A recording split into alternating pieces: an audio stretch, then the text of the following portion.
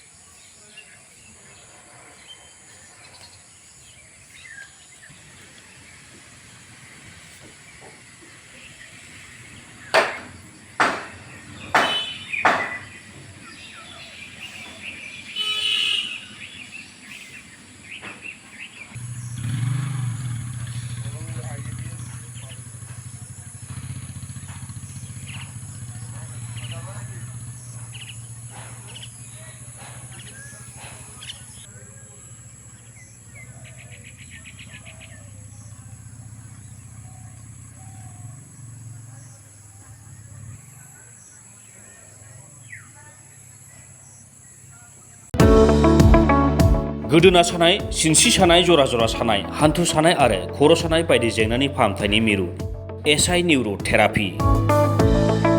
सापागुरिनि बेंटल गेटआव। आथिं फारसे थांनानै थाब्लिक गंसेयाव सागाबाय थायो आरो मैया नाजाफैदोंमोन नालाय दा एसे मोजां दं आरो।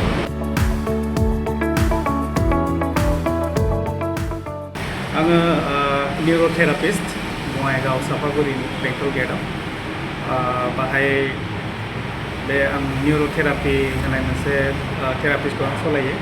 दासिमहालागै आङो 10 मास जाबाय बाहाय।